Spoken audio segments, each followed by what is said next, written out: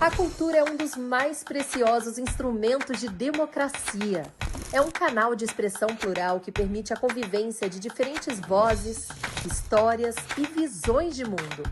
E por isso a cultura, tal qual a democracia, deve ser defendida e fortalecida. Essa é a função da Lei Rouanet, a principal política pública de incentivo à cultura brasileira. Com ela, perseguimos a missão de assegurar o acesso democrático à produção e à difusão cultural. Ao longo de mais de 3 décadas, a Rouanet permitiu que inúmeras iniciativas culturais, antes inviáveis, ganhassem o mundo. Revelou histórias, preservou tradições e transformou vidas.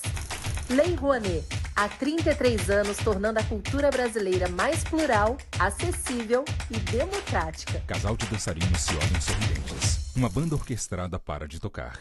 Logos: Lei Rouanet, Ministério da Cultura, Governo Federal, Brasil, União e Reconstrução. Onde tem cultura, a Vale está. No poder criativo que nasce dos palcos, orquestras, das artes, das ruas e dos museus. Na valorização das diversas identidades brasileiras e na preservação de memórias. É valorizando a cultura que crescemos e evoluímos juntos.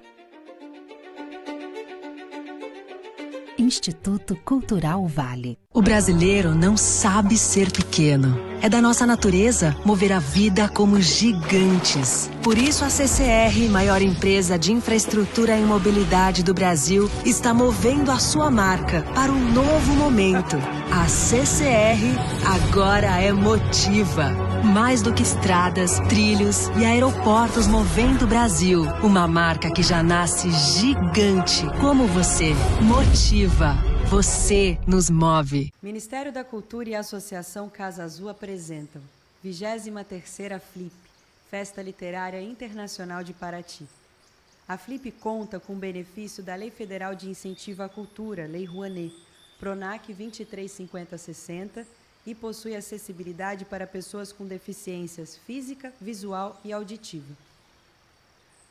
Tem patrocínio Jequitibá do Nubank. Patrocínio Figueira da Vale. Patrocínio Guapuruvu do Itaú e da Motiva, por meio do seu instituto. Patrocínio Cedro do Sesc, da MAC Móveis e de O Globo. Patrocínio Araribá, da Globo Livros. Apoio institucional da Prefeitura de Paraty, Governo do Estado do Rio de Janeiro, IFAM, Instituto do Patrimônio Histórico e Artístico Nacional e Museu do Território. É uma criação e realização Associação Casa Azul e Ministério da Cultura, Governo Federal, Brasil, União e Reconstrução. FLIP, o encontro da literatura com a cidade.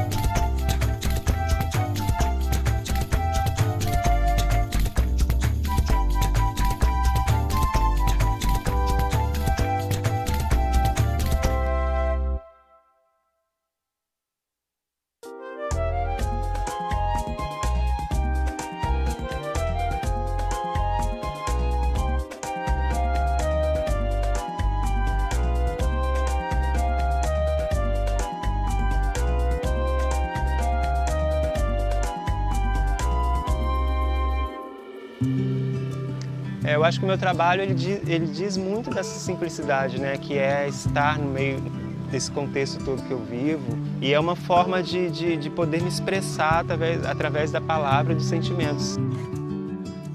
Então as peças são todas bordadas e tem as poesias também, que eu bordo em cada peça. Então cada peça é um sentimento, né? Que eu levo para as pessoas, um pouquinho do que eu penso. E aí essa questão da sustentabilidade vem muito de encontro a isso, essa forma de vida que a gente tem aqui. A relação com a mata é quase uma religião para mim, porque é o local que eu me encontro, e até de entendimento de mim mesmo, sabe? É necessário para mim estar próximo da cachoeira, da água, sabe? É necessário para mim estar próximo das árvores. Então eu busco essa troca e essa reciprocidade diariamente. E eu tenho muita gratidão por estar aqui e, enfim, viver aqui.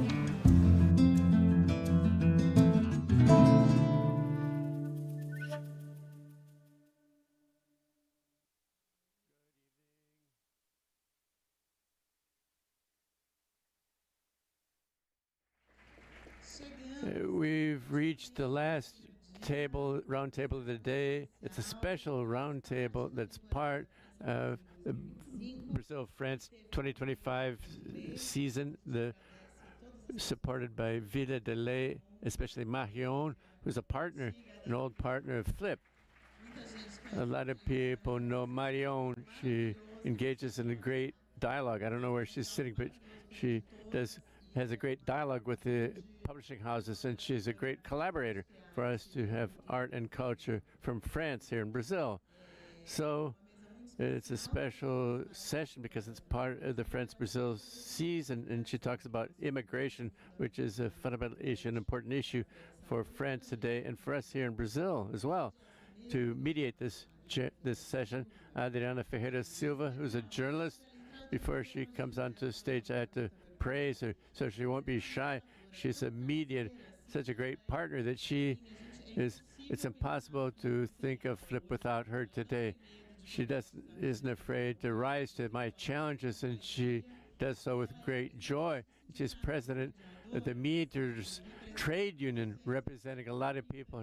She's an activist in this. Adriana, please come out onto the stage. She's part of the Mediators Trade Union. Obviously, I'm ashamed already. I would like to call out here among GauZ and Gaël Faye.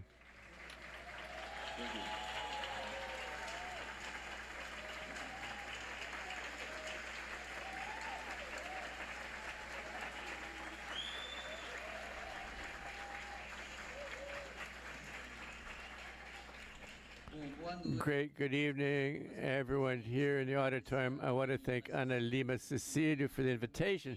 It was a gift for me, this precious gift for this encounter with GauZ and Gaël. I want to thank all of the people who've come here to attend this incredible and embattled team, everybody in the backstage, the people that are doing the sign language interpretation. It's a team, a warm team, and a friendly team, a dear team. I want to thank the publishing houses that helped me during the preparation of this conversation. Obviously, I want to thank GauZ and Gaël, who exchanged a lot of deals with me more recently. I'm going to give a brief introduction to each of them for us to get started with the conversation. So Armand GauZ, he is a writer, photographer, journalist, a script writer, director of documentaries, a musician. He was born in 1971 in Abidjan in Côte d'Ivoire, where he graduated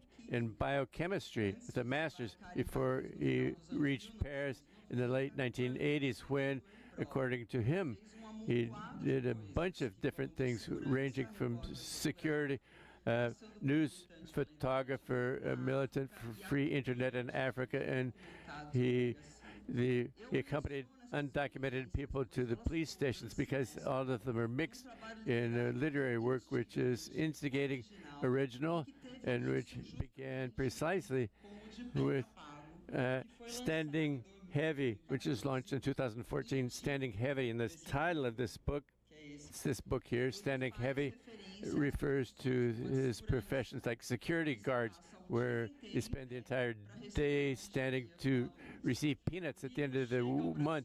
The book has come with Eric Wallon, the Hugo Carrasco translated it, the security guards working in fashion stores in Paris. They never notice, but they observe everything. Please, let's have a round of applause for GauZ for giving visibility to the security guards in the upscale fashion stores, in shops.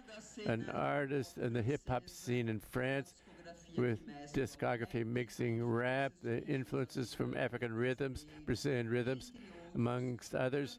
The singer and composer, rapper, writer, Gaël Faye is a veteran here at Flip, where he came in 2009 on the occasion of the release of his first and award-winning novel, which is Small Country, published here by Conan Bayer. The lack of a final destination for one of the characters of this book here, Small Country, led Gaël Faye to write his second novel, which is Jacaranda, which won an award last year with Renaudot, which is one of the main awards in French-speaking literature. The book is being published now here in Brazil by 34 publishing house, translated by Mayra Botani and Rafael Camargo. In this book, he resumes a theme from the Rwanda war that we're going to discuss now. Gaël is also the author of this children's book, The Tedium of Endless Afternoons, which was done with the cartoonist and illustrator. It was Politz, published by another story with translation by Alexandre Barbosa. Let's have a round of applause for Gaël Faye.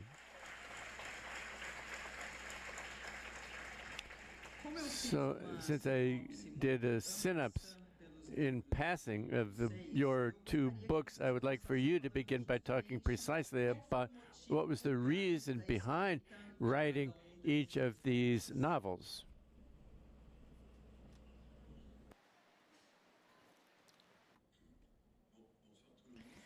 Good evening, everyone.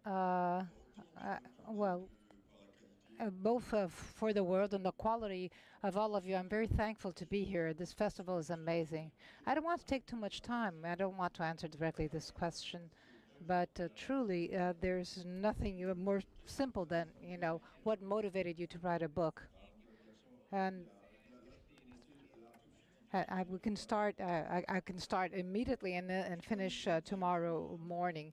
I will say something very straight here. Sometimes you have the need of maybe saying something, and we have this need all the time, and we try to find a way to do that. And then all of a sudden, you see a book, or maybe a picture you have in your mind, or maybe a film. And for me, Standing Heavy was exactly the idea of writing a book to talk at the same time of talk about very complex things, but capitalism and the situation of immigration in Europe.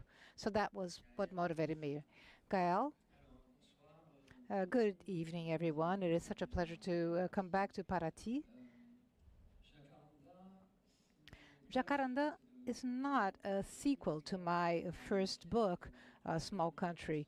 It is maybe, in my first novel, I tried to understand how I could go from a lost paradise of childhood to in the beginning of violence. And in Jacaranda, I tried to understand how a society that has gone through the worst part of their history, genocide, is able to rebuild itself, and how the people are able to become human again. So these are maybe one novel will mirror the other one.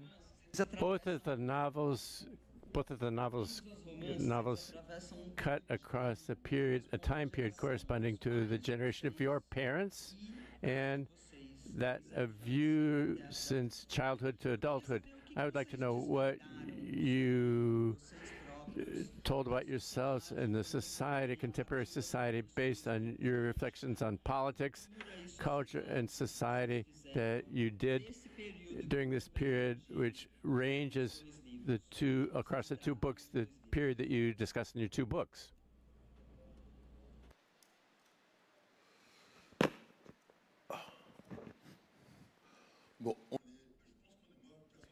Well, I believe that as we hear very frequently at the Ivory Coast, you know, people just don't fall out from the skies. We all have, we are all parents to someone, or we have our own parents. This could be a human being, ideas, stories, meetings, gatherings. I believe that time imposes itself. When we try to write something, the time of the legacy of what we bring with us, of what falls upon us. So this is the most interesting moment when we are able to write something. This is the moment in which there are things that we do understand, there are things that we know beforehand, and there are the things that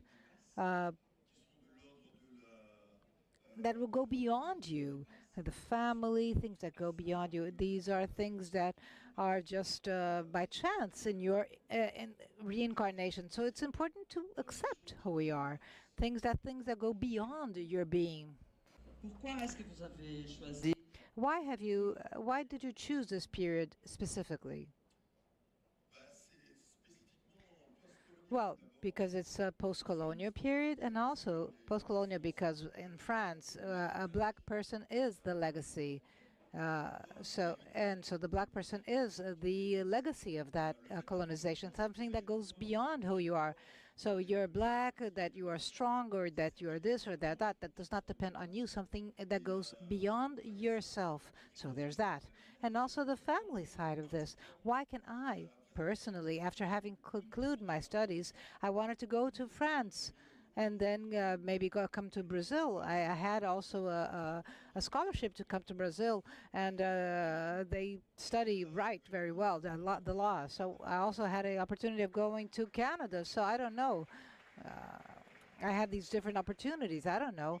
So I chose to do that, to study and go to France. So these are things that go beyond me, that are beyond me. So this is the post-colonial, and also this whole idea that a past that has become my present, the years of 2000 or the 90s. You could see everything that goes, that is beyond you. So this whole idea that you are assigned things because of the color of your skin, when you are obliged to say within a cliche. In France, these are cliches that will sometimes play in your favor, sometimes not. So this is imposed. So time imposes itself. With regards to Jacaranda, my second novel, I have a period that was a period that everything starts in 1994. When through the TV, the whole world discovers the Rwanda genocide against the Tutsis. So why do I start there? Because this is a major event of the 20th century, and it has a repercussion in the present times. And also within this novel, the character that will try to revisit the history of his own family will meet Rosalie. She was born in the pre-colonial Rwanda. So at the end of the 19th century, that's why I go back to that, because Rwanda will be part of the world geography at that moment when the first Europeans, namely the German, will arrive in Rwanda trying to find the source of the Nile, the River Nile, and they will see themselves facing a society that does not understand who they are. And they will be confronted with representations that are those that are linked to the scientific racism of the 19th century. So to understand in the 1994, you have to look back to the 19th century, how they arrived in the Rwandan soil, in the kingdom of Rwanda. So this ideology is a genocide ideology that will absolutely explode the whole of the Rwanda society. So this is like a long revisiting of your past. Maybe I could add something to what Gaël said. He talked about this greater quotation or about scientific racism. So that was one of the things of the 19th century. Everybody knows that there's nothing so stupid as racism. So there's no scientific racism. That doesn't exist.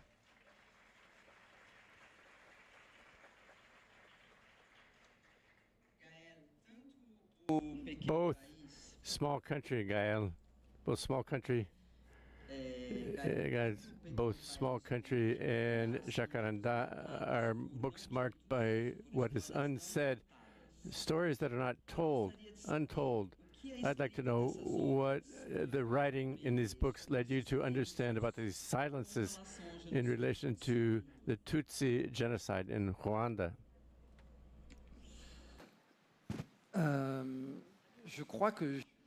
I believe I didn't deeply understand the genocide at the time when it happened. Therefore, in 1994, I was 11 years old. And those 3 months of the genocide were like something that was branded by the silence of my own family. I remember the summer of 1994 when my Rwandan family, I lived in Burundi, the neighboring country. So my family from Rwanda, after 30 years in exile, we were refugees in Burundi. And they went back to Rwanda. And therefore, we were confronted with this country that I had heard about. It was of honey, the country of honey and wine that actually had its, was plagued. It had open scars. So I couldn't understand what I was seeing, what I was witnessing. So I wanted to revisit this territory called Rwanda that for many years had another image in my mind. So for many years it was like vacations. I went to visit my family. And then at the end of the day, I decided to go back to Rwanda with my own family in 2015. And I had to live in Rwanda to truly understand the dynamics of silence. Each family has their own silence, and these are the different silences that are, for instance, Venantia, the mother of the narrator, she is unable to speak.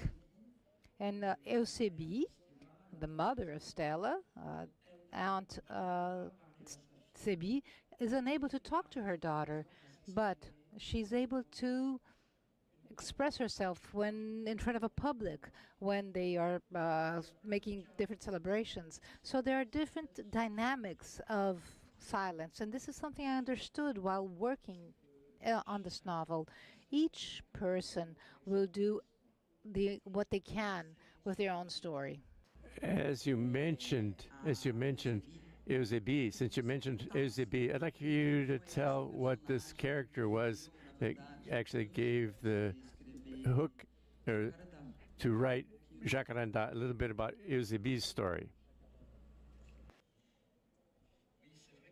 Yes. Sebi, the character, well, it was already part of my first novel, A Small Country, a novel. And this, well, she has a different destiny at the end of the novel. She disappears and we don't know what happens with her. And I wasn't very comfortable because once the novel was published and readers would talk to me about this this novel, I didn't feel very comfortable with what happened with this character, as if I was using her to my benefit, to my own objective as a writer, to create my story. And Eusebi is she represents the different women I've met every day in my life. The widows that lost everything during genocide, that lost maybe their children.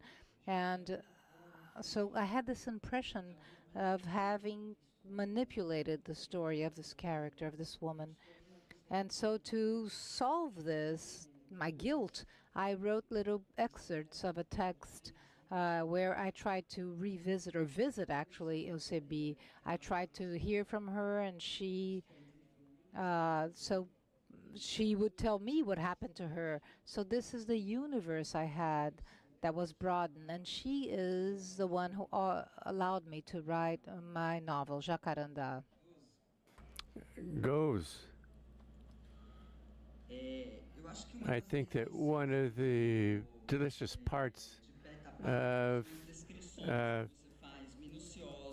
Standing Heavy is the detailed description of people in low-income shops in Paris, both in the premier arrondissement or the more grassroots neighborhoods, in the blue-collar neighborhoods, and reflections on these stereotypes that would be stereotypes of Africans there when you talk about based on, for example, a billboard that shows a woman and a child which are supposedly African with send money to your homeland on the billboards. What's the exercise behind this research that you did to make these observations based on the angle and the characters in your book?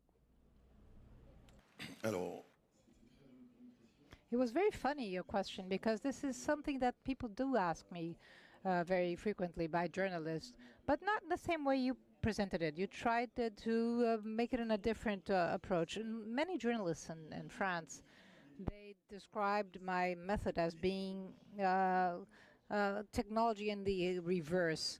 So no, it's so amazing. I mean, you have to be very proud to do that. But anyways, the inverse ethnology. Sorry. So it's the natural sense of ethnology is when an old white man will come into Africa or to Brazil in the indigenous population, and then he gets a little booklet and he will write little notes about the, observing the attitudes, how the people walk, talk, what they eat. So this is what we call the ethnology in the good sense, so to speak. So when you do in reverse, the reverse ethnology, which is not actually the reverse sense, and then you look at the word white, the word capitalism, sitting there in their boutique, their store, doing everything, and telling them how they should live, and then you describe that, then it sounds like a reverse ethnology, like if it were something extraordinary. But it's exactly a distanced view or glance that you have. There's someone that will come and look at how other people live, and then you ask yourself or say, well, first I describe how they live, I think about what it means, how they live. So this is what I do. I think we're all a little bit ethnologists once we are able to move to another place, to another country, and we have the will of trying to see people and not ignore who they are. GauZ. Earphones. And these descriptions have a lot of humor in them. I'd like for you to talk a little bit about not just humor, it's irony. You do this with a lot of irony. And I would like for you to talk a little bit about this choice for irony and humor. I have no other choice. Because my grandfather used to say, an intelligent word that is not funny, we might be suspicious of that word.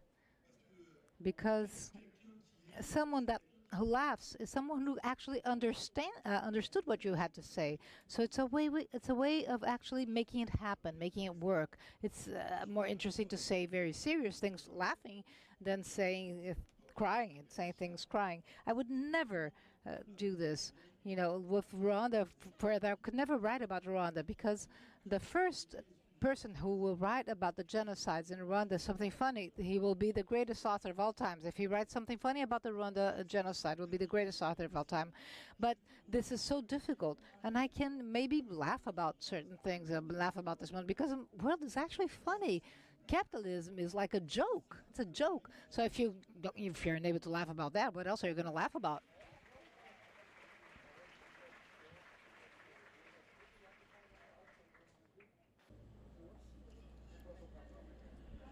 Headphones. I'd like you to talk a little bit about the structure of your books. It's unavoidable to hear Gaël as a rapper and to feel the sound, the flow, and the rhyme in Gaël, the flow of your hip-hop in your book, because he makes a lot of references to pop culture, music, and GauZ, meanwhile, he does something wonderful in his book, which are these chapters where there are the descriptions of the gaze of a security guard. We don't never know exactly who the person is who's doing this ethnology of Paris, and mixed with the story of some of the characters, which I'm not going to give a spoiler to you all because I want everybody to read the book, which are the characters that guide this story. I'd like for you to talk about the style of your writing and the way that you chose to write these books this way. Bon, alors là, bon, je vais commencer. Well, I'm going to start by Galine and Céline said, without style, it's all and nothing at the same time. With Gaël, we also have this beginning, but it's not music, it's the Africanity. It is this whole idea. Well, he had some joyous and oral discourse in his life, like I do. So we share this. It's beyond music. It's in the structure of our own culture, of our own DNA. And personally, a book. A story is easy. Everyone here is able to tell a story. We can even find everyone can tell a story in original terms, but something about this evening here tonight, everyone can write something, so it's easy. This is how we are raised. And then the first difficulty is the language. In which language are we able to tell a story? It's not Portuguese or French, that's not what I mean. Each family, each person has their own personal language. So each story has to find its own language. So once you are able to find your language, style is what you have. So style is something that is very difficult to define. So to me, it would be important within the structure of this book to find the style. Starting to write, for instance, when Standing Heavy, my first reflex was to do like all the big authors, black authors I admire, to write the big sentences with a lot of adjectives. Portuguese are very good, are specialists in adjectives, these very long sentences, full of poetry. I've heard a poet today, it's full of words and adjectives and stuff. So that was my first reflection, to write these long letters and beautiful sentences. I love it. I'm not saying the style isn't good, but it's not original. I was writing like Senghor and so forth and so on. I could retell these stories, but then after a given moment, we have to go back to the bone of your intentions, to the center. And sometimes the first idea is the best one. When you say, I'm going to do that, yeah, you actually have to do it. And then forget it. So the first idea is the best one, you should go. So that's the one you should be, you should stick to. So I was watching people in the store, and that's what I decided to write. And I saw that was my basic idea. So that's what I came back to. And then it is the intelligence of your reader that most of the time, sometimes more intelligent than you, because sometimes you bring together the stories, you bring them together, and then you start writing super complicated stuff. And then you work a lot, and then you read it. You have like 40 sentences, 10 chapters, and you are able to understand things in 4 sentences. So you have to trust your reader to understand the structure that I'm proposing and bringing, and it worked, for me at least. Well, I come from a musical background, and music and poetry. I started writing poetry first. And poetry was a very personal and intimate experience, and I needed to have. This is why I decided to go towards music. Sorry, I'm making lots of noise here. So, to write a novel, I was a bit scared. I was scared of, putting everything in a novel because there's no oral dimension, as you referred to, GauZ. When we unfold the story, I understood that writing the story is there, and then we look too much into the story when you're writing. So, and then once the story is there in front of you, like a sculptor who needs a material to start preparing, and so you have to go back. How do I do that? You have to go back to the sentences to rework them, and then trying to integrate my style. I'm unable to define what my style is, but it will be like a sentence that will touch my sensitivity. But that's something we cannot define. Like when you see someone and you know if the feeling works or not, if it clicks or not. It's the same thing with this relationship we have with the sentences that we create. And is that something that moves me? Does the sentence make sense? Does it tell me something? Is the sonority of these words, do they tell me something? And then we allow the text to flow, not to be, stuck too long in a text, in a sentence, believing that it is the mood of an instant, a snapshot of an instant.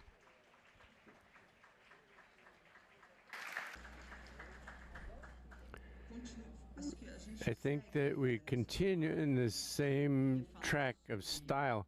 I'd like you to talk about the African languages. You write in French, but whether reading Gaël's book, for example, Gaël's book, the character Milan, that we're going to be talking about in a minute, when he sees his mother and listening to his mother speaking in Kinyarwanda, that's the language, right? He sees somebody else, because when we speak in another language, we are transformed into another person. And the novel, although the character is somewhat lost in translation, he always has the sound and the sonority of the African languages, for example. In Standing Heavy by GauZ, there is, the beginning of the book, there's a paragraph, a wonderful paragraph where he describes several different men of different African countries, all of them there waiting in this setting to do the test, to begin working as security guards, and to show how French, it is not just one French, it's many different Frenches, because there's different sounds there. From each country, it has a different accent and so forth. And GauZ's book has something of the people speaking in African languages with this approach to language and humor. Do you discuss language of the colonizers through writing, since you use, and how is it to emulate this multiplicity of African languages, writing in French, the colonizers' language? Alors. Please, go ahead. I agree with what we heard. Well, because French is like our war, our fucking war. So it's a fucking war. French. So I have never asked myself if French is the language of my colonizers. French is my language. It belongs to me. And I grew in Burundi, the capital of Burundi, a very small country of Central Africa. And the French we speak in Burundi is different. In Bujumbura is different from the French that we listen to in Paris, where I arrived when I was 13. We spoke slower. We had different expressions and other languages locally. So it was almost a Creole French. So when I got to France, I couldn't understand the different expressions of people that were in my school or around me. I had to learn a new French. It was different from the one I spoke in my childhood. So this is what is interesting about languages is that they're flexible, they're malleable, they walk with our identity. They're able to transform and enrich us through our. I couldn't say it better. It is the destiny of a language to change. It changes. It is, by definition, a type of thing that is completely loose and malleable. Brazil is a good example of a foreign language or a national language. Brazil, here, you have completely transformed something that potato eaters into a language that sings, that is musical. You have completely changed. You have told the Portuguese to go jump in a lake, so to speak. So the issue here is there's not even an issue with language here. And today, I don't even say Portuguese, I say Brazilian, because Portugal is a little bit, it's just the outskirts of Brazil. That's what Portugal is.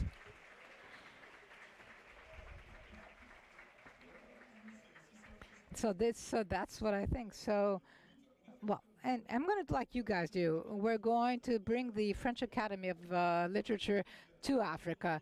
400 million people who speak, and we are 300 in Africa. So we should make it the capital of France. They have to learn to speak our language, our tongue.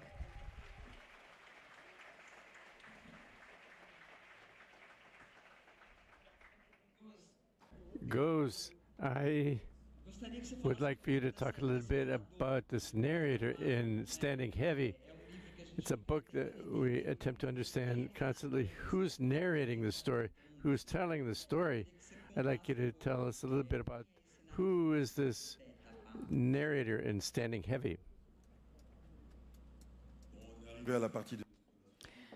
Now, I have become God, and I say I am an author, and I create a genre, and characters, and since I'm a trickster, I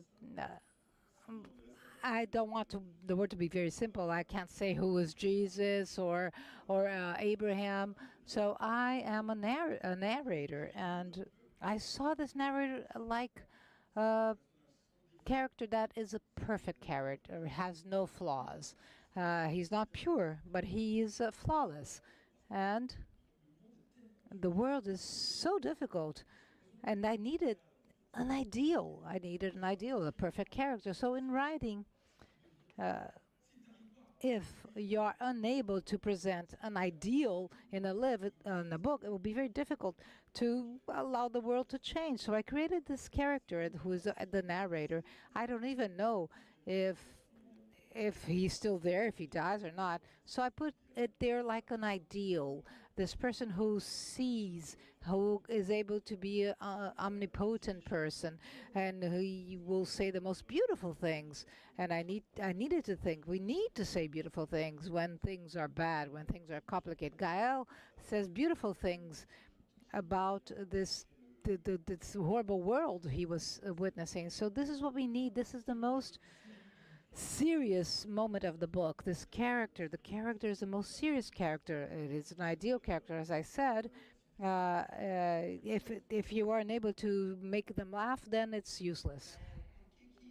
Gaël, why do you the Eusebi, the ant in Small Country, the character Eusebi who didn't have a destination, and Gaël began to think of her and what led to Jacaranda, but at the end of the day, it's not Eusebi who guides the novel. The guide is Milan in the novel. What did Milan allow you to do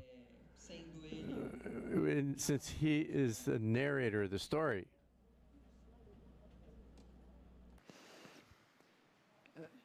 Alors, Well, GauZ was talking about how we are able to fabricate a novel, like the kitchen of a novel. Sometimes we decide on direction, we take that path, and then at the last minute we change. And that's what happened a bit with Jacaranda.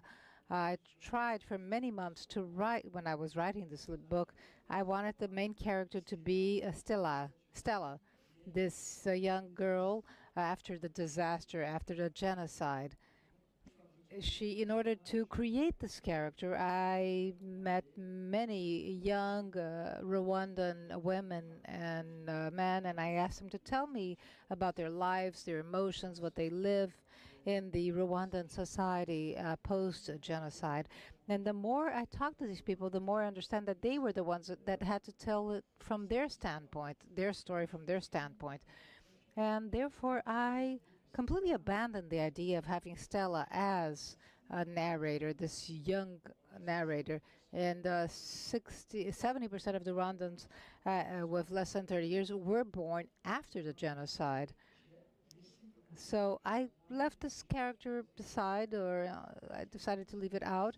And I said, if I, as Gaël, I was born and raised in France, how could the genocide, this event, how did this event come into my life in the family configuration, which is my family configuration? I finally understood that the destiny of these people, and I saw this on TV, and facing these horrible images, there was a lot of silence on the side of my family.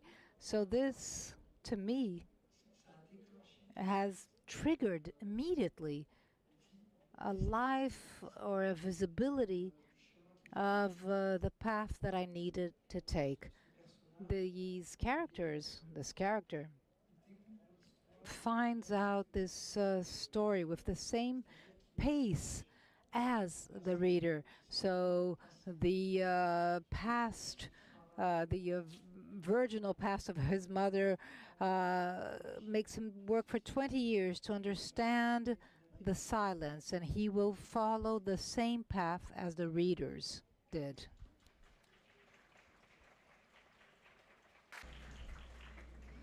GauZ, in Standing Heavy, you described the emergence of the sans-papiers, who are the undocumented people, the illegal immigrants. It traverses your work, including your more recent book, which is La Porte, which deals with an episode that you mentioned in Standing Heavy.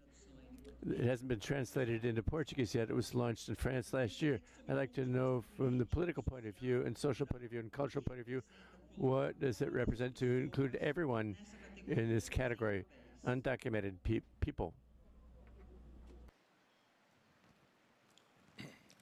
Alors, for the book Les Portes, the idea of the undocumented people was the idea of giving a name to those people. In France, during many years, those that were undocumented were called clandestines, clandestins. They would human beings standing, walking, people who ate, who drank, that have children that go to school. They were called clandestine. It's unbelievable to assign to people the idea of being completely transparent. And very frequently, the words by the oppressor will resonate under those who are oppressed, and the people will behave according to the name they were given. So clandestine, they were clandestine, and this movement started. This movement started in the 18th neighborhood in Paris, and this movement was inspired by a woman, Madigan Cissé. She died a couple of years ago. Not that she died when I launched this book. When I published the book, she and her group found a word to give to those people that had one day they had papers, they had documents, and then the law would change, so they had to do something else to have new documents. So that's what was happened. My daughter said that France is the country that has most laws to deal with immigration since 1945. So it's like 2 laws per year. It's completely crazy since 1945. So they found for the first time a word of what they were. They were humans, and they were humans that didn't have the document. They have the good document, because in France, those the undocumented everywhere is the person that has more documents in the world. They have all types of documents to justify anything, but you will need this only document, so you don't need any more documents. So that's it. So by giving a name to who these people represented, well, I'm just a undocumented. I am not clandestine. I am just an undocumented person.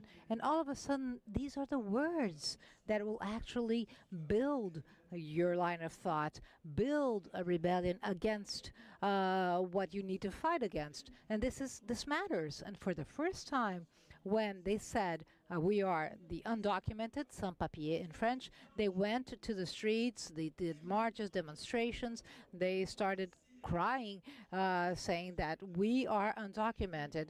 They would be screaming and saying, we are undocumented, and that's all we are, undocumented, sans-papiers. We want to be humans. We have to have dignity. This is what we're claiming for by demonstrating. We have to demand to have documents. That's it.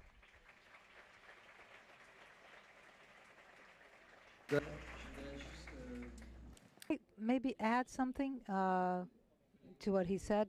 The words do create a reality. In Rwanda, we had these words that is kafar, so that we're going to be tired. This is the word that would assign everyone.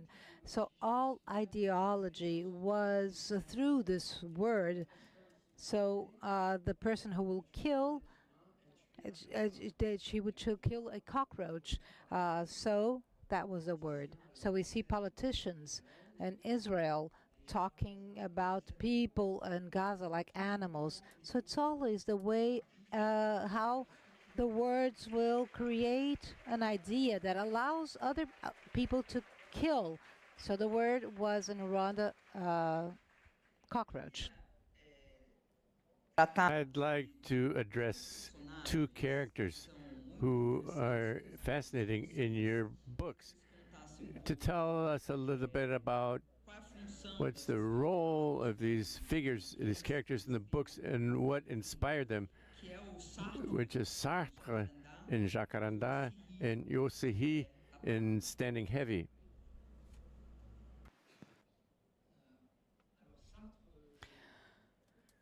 Sartre is a character, to me, the embodiment of this idea that culture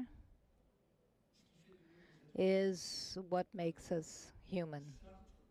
Sartre, during the genocide, will decide to take the books from the homes.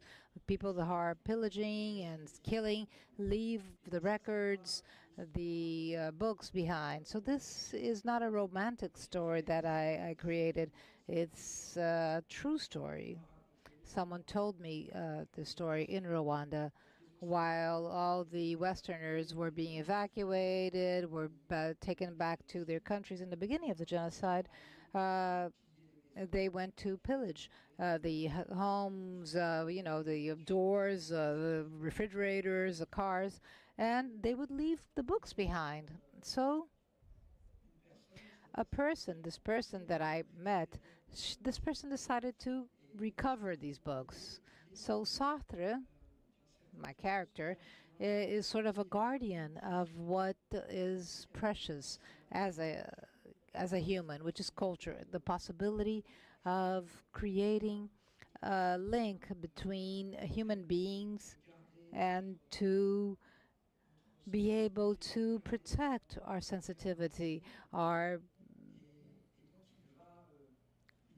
glance.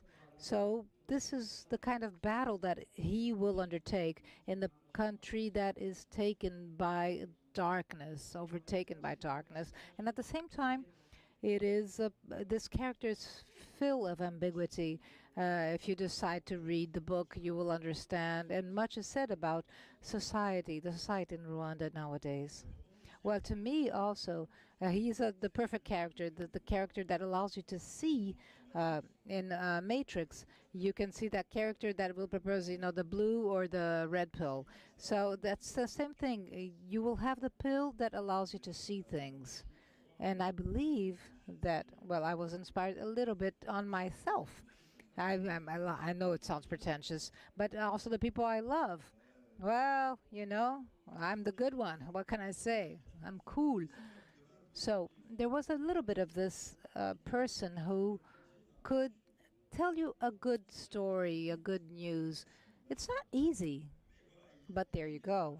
He would live the same situation as you did, so he would understand it differently. He had this power of maybe seeing differently, since he's above everything, and he will try to bring water to you, so you can see. That's not the true point. The true point is to see the sky. The sky is blue. When you go to the Ivory Coast, you just look up and you see the sky is blue, and you can see this. And he said it's not as easy as that. When you come from Africa, tropical Africa, and see the blue sky, I don't know. It doesn't exist elsewhere. It doesn't exist a sky without any clouds, but you just raise your head and you will see it. We can't be dealing with our own problems. You can't be looking down. You have to look up once in a while and see your blue skies. So you are not the foreigner. When you arrive, you are the one who will bring something with you that others do not have. You have this gift because you come from elsewhere, and the others will be fascinated by what you're bringing. So you bring something to them.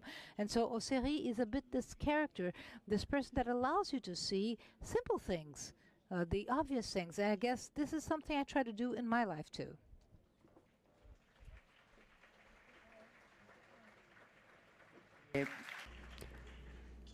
I'd like you to talk a little bit about blackness. And there are circumstances that are repeated in both your books. There are such circumstances concerning blackness. For example, the character Venencia, who's Milan's mother in Jacaranda, and Angela, who's the mother of Rosehi in Standing Heavy. They are called white in their respective countries because they adopted cultural habits or intellectual habits from France. Other situations that are repeated there's some cliches, very racist cliches, such as, for example, that all black people look alike, which Venencia says in Jacaranda. Ferdinand says it in Standing Heavy, but it's also a quote of other books by you. This appears. All black people look alike. It's common in Brazil to think that all black people look alike. Here in Brazil, it's the same thing. I'd like to hear from you, too, concerning blackness, considering we're in a country with the majority of black people, and people live in very similar situations precisely to this that you describe in your books, but both of you were born in Africa, and talking about blackness based on from the perspective of other experiences. So I'd like to hear you about this, how There's a book here in Brazil by a psychologist called Neuza Borges talking about becoming black. Neuza Borges is a psychoanalyst. It's a feeling. Gaël, as a mixed race person in Africa, being treated as white in some situations and being black in Paris, and GauZ becoming black when you come to Europe.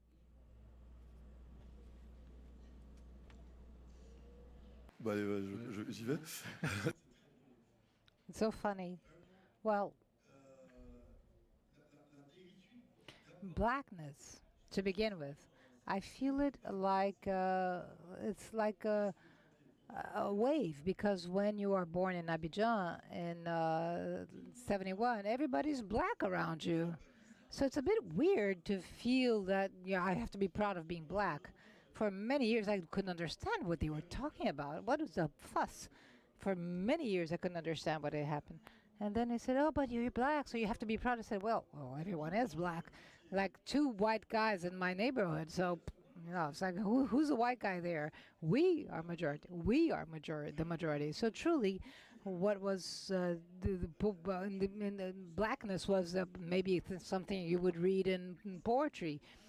But to me, I couldn't imagine it, of course. And then there was this film by Alex Allais, Racine, Roots, the series. This film based on the book, and would tell the story of Kunda Kinte. And he was taken from the Gambia, and he was taken to the United States, and he was all the time rebelling. And I was like 11 or 12, and I was understanding what people were talking about blackness, the fact of being black. I discovered slavery through a film, an American film, Roots. And I would see it in the evening. We only had one channel. And then we were so pissed against the white. We wanted to eat them up. And because we were in a black country. So there was like kilometers around us and only black people around us. So it was this type of, I don't know, it was a chimera. I couldn't understand it. And when I started reading, understanding political thought, I could understand the position of blackness, even though I didn't agree it, because I couldn't be proud of being black. I didn't need to say anything about that, because as a black person, why would I have to explain that I'm proud of being black? Because I am. And this is what is very strong about racism. Sometimes you're put in the position that you have to justify who you are. You have no need to justify who you are when you're white. And so when I arrived in France, it was already too late. I was not racism friendly. It was just too late. If I could, I wasn't sensitive to that, actually. So I had the ways, I have the intellectual means to defend myself. So as Borges said, you become black. Even children. Gaël writes about this, like my daughter. They become black. They were born in France.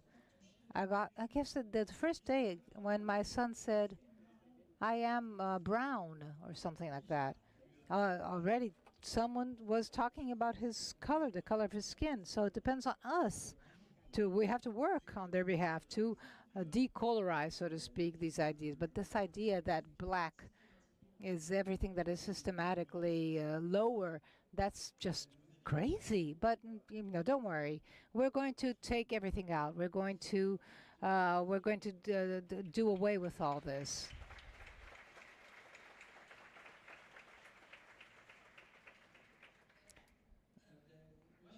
Well, I have the opportunity of having 3 colors, actually. So when I was a child, I thought I was white because the children in my street will call them white, Muzungu, the white.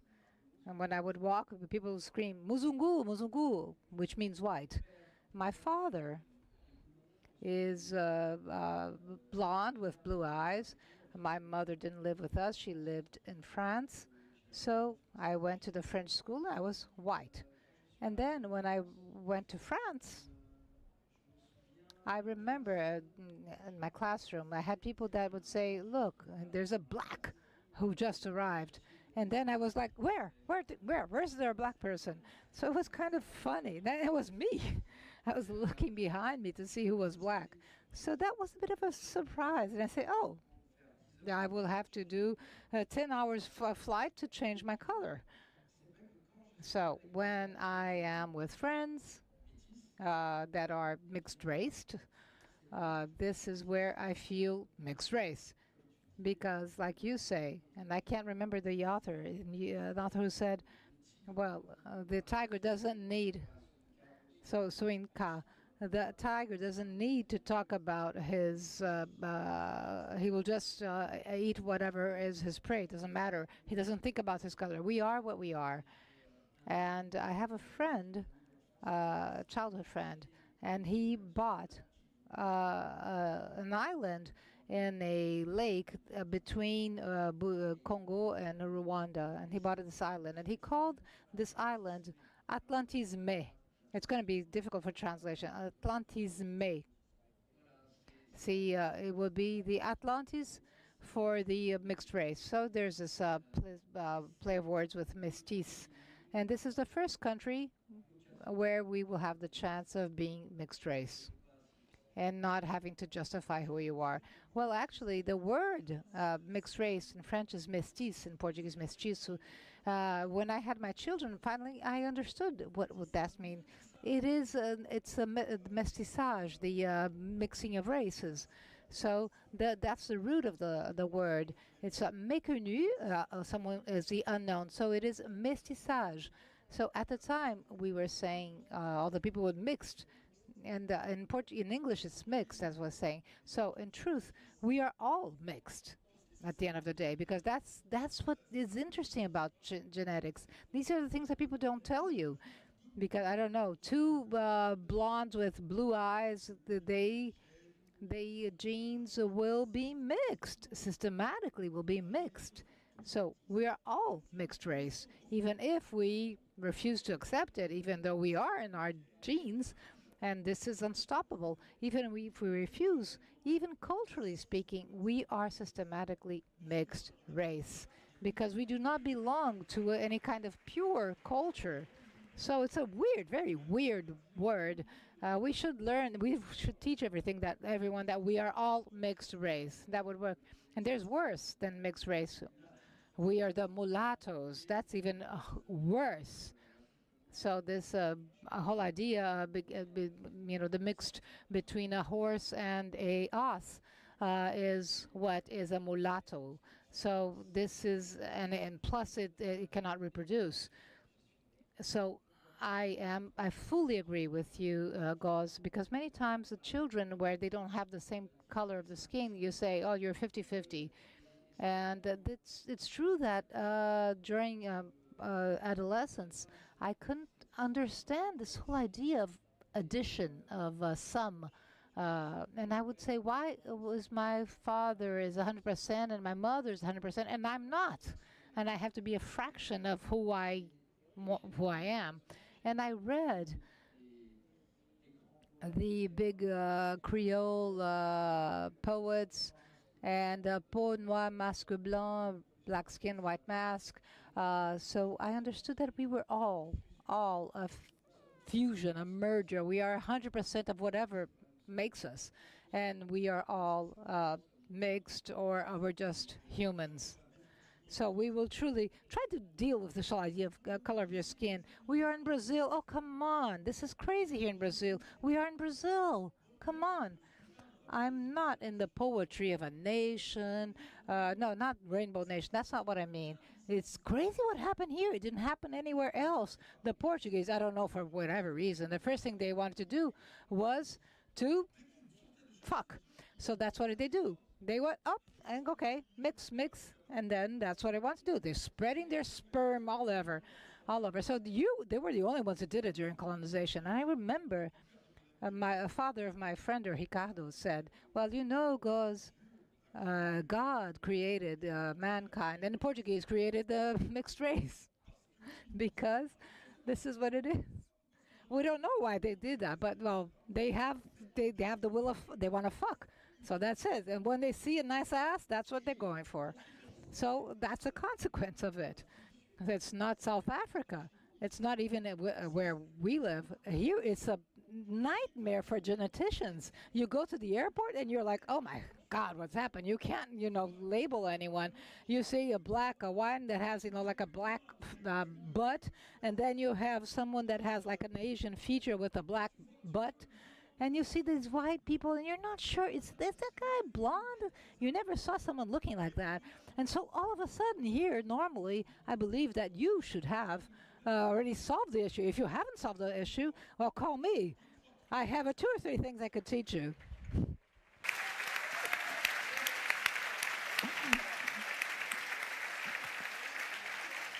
Para seguir falando.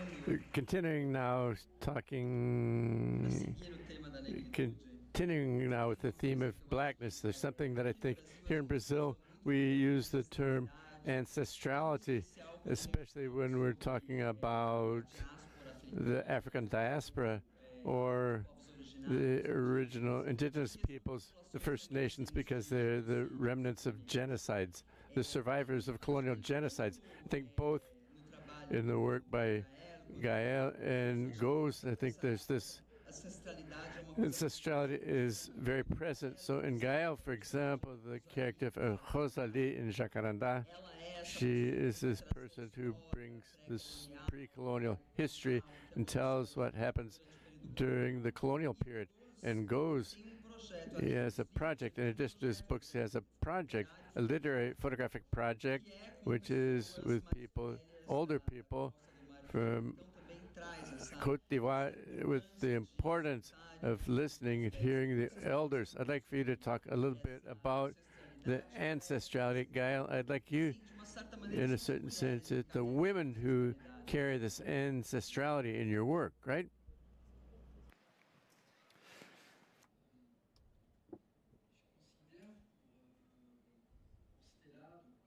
Well, for Stella, this young Rwandan, she has this opportunity of having this great grandmother who will tell her the stories of a Rwanda before the arrival of the colonizers. And this will base her story in this country, and this metaphor from Jacarandá. These roots to the flowers that will blossom. And for many of the Rwandans, this is what is missing. The genocide has brought a world. The genocide is the end of a world, of a whole universe. And many people do not have a generation behind them. So this great-grandmother will tell to which extent the memory of the oral traditions is something that is precious, and that we need also to carry and transmit this and convey this memory. And I try to do that through my book. If I wrote Jacarandá, is because it was a challenge. It was really to tell what we have gone through in these 30 past years, to be able to project ourselves in the future.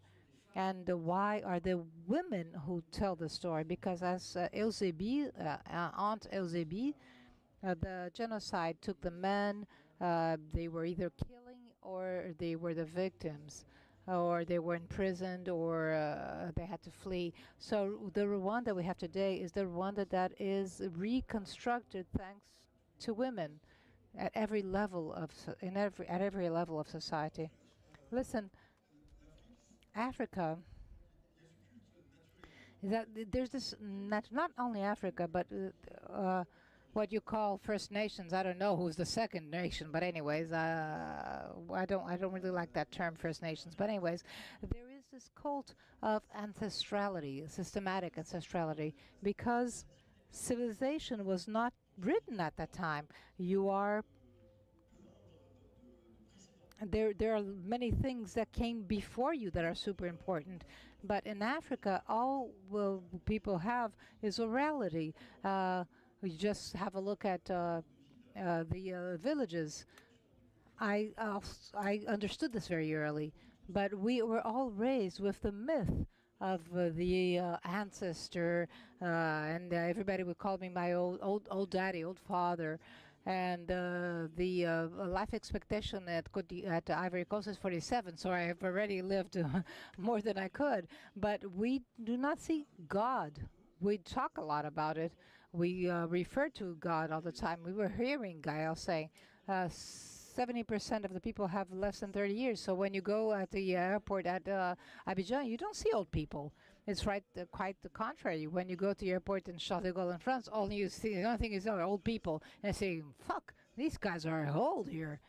And so in the Western world, we don't speak that much. There's this delirium of being young. Everybody wants to be young.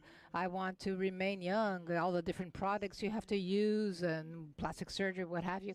So everything is, even ads on TV, everything is done by young people. So in a bit of a photographic idea is to review. Let's see de Gaulle old. We only see them in these old novels or so this exposure, this exhibition is called The Old People Are Not Young, because in France when you tell someone he's old, it's like an insult.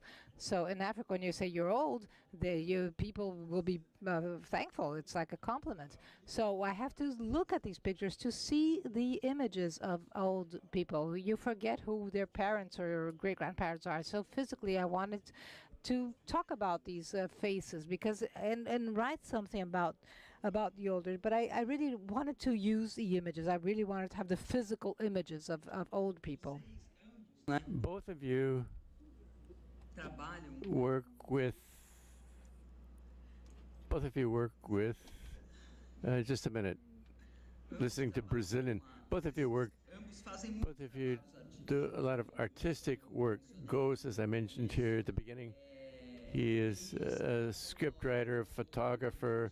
He worked as a journalist. Gaël is a rapper, and now he has a experience with theater as well. Gaël, we could say, because Small Current was just adapted for a theater play, which premiered. I don't know if it premiered, but it was performed in Avignon with the cast of Rwandese actors. I'd like for you to talk a little bit about whether if the word is the same everywhere, or if some words fit better into some kind of genre, if something works better. No, this is an essay, this is a song. What's this? How do you choose what's going to be what in your work with regard especially to the word?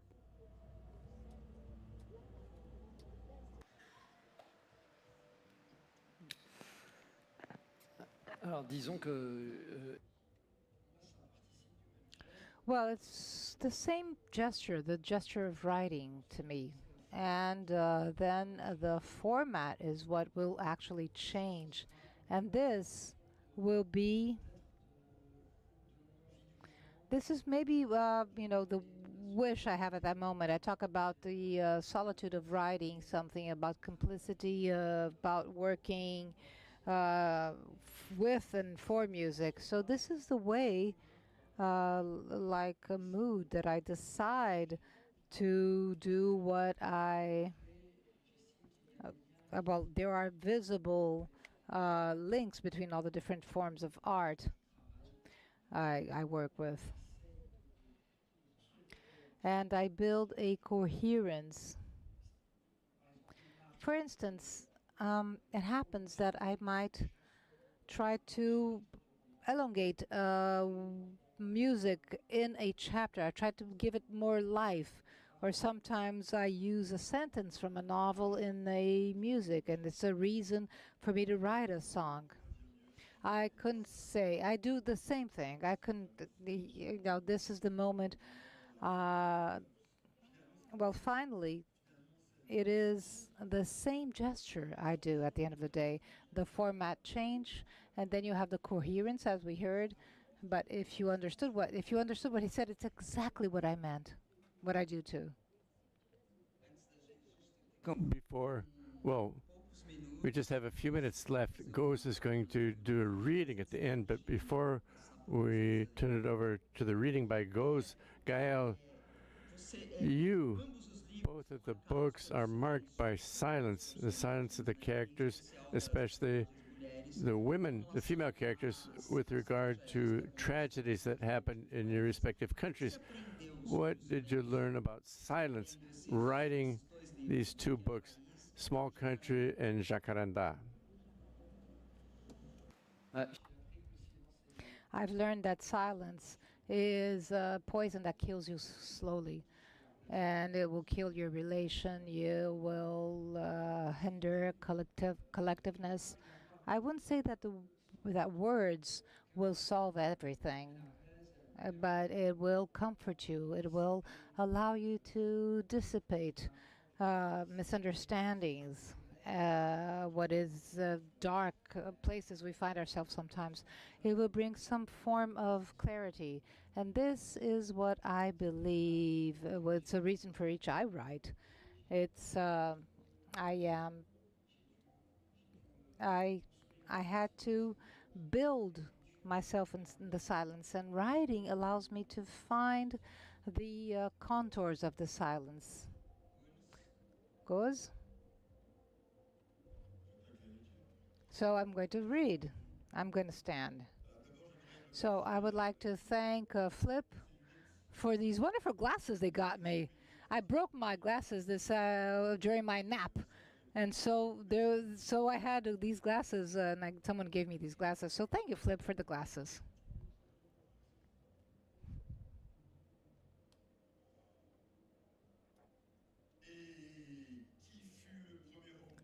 So what was the first black romance?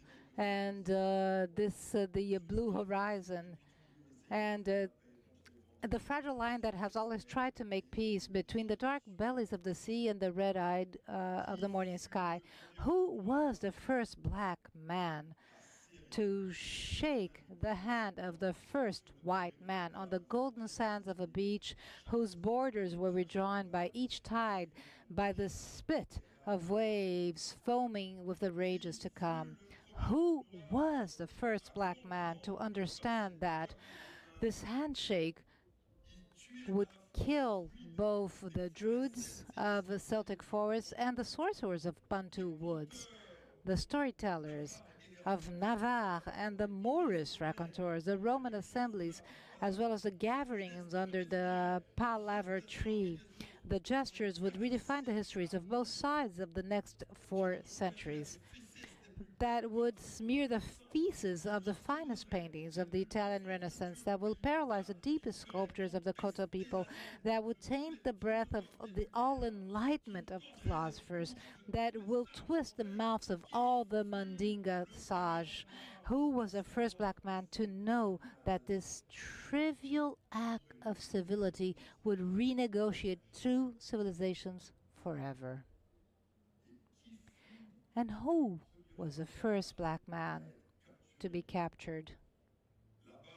Out there in the savannas of Luga, in the mangroves of Gambia, in the wine-swept coasts of Guinea, behind the roaring surfs of Cape Coast, in the green maw of the Dahomey bush, in the vein palms of the Niger Delta, and the foot and the noisy rainbows of the reddish Congo Falls, who was the first white man to understand that they were prisoners and that would follow and find themselves captives, that had these minds of their uncles, of their brothers and their cousins, to understand he was the first captive of no known war, of no custom practice, that would, since the sun began its dizzying dance above the heads and living in the still, to sense the collusion of greed in the eyes of every town he passed through, to hear the multitude of languages plotting his enslavement, sounding like his own.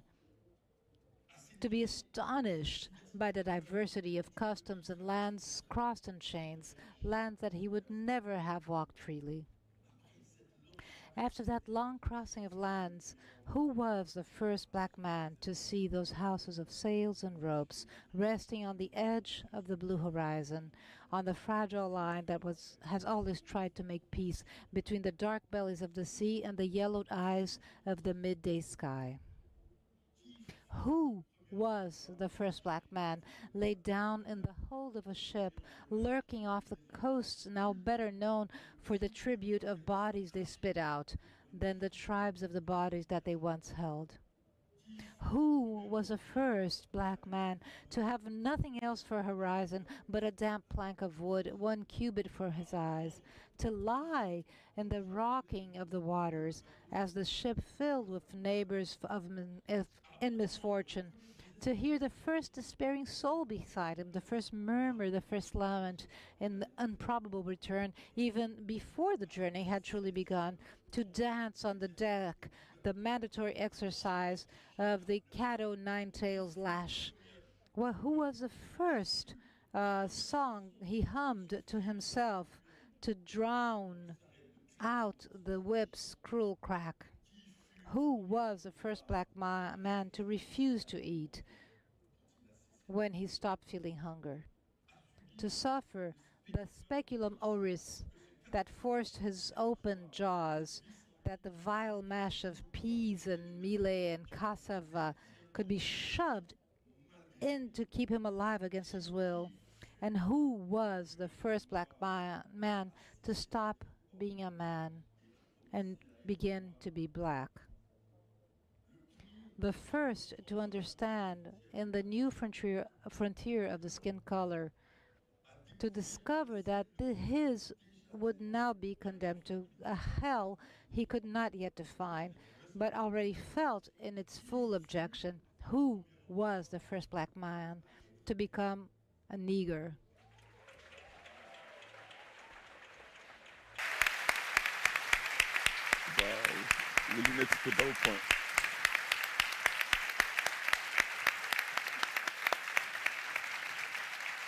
Bem, com essa. Wonderful. Now we're adjourning our meeting this evening. Both of you will be autographing your books, right?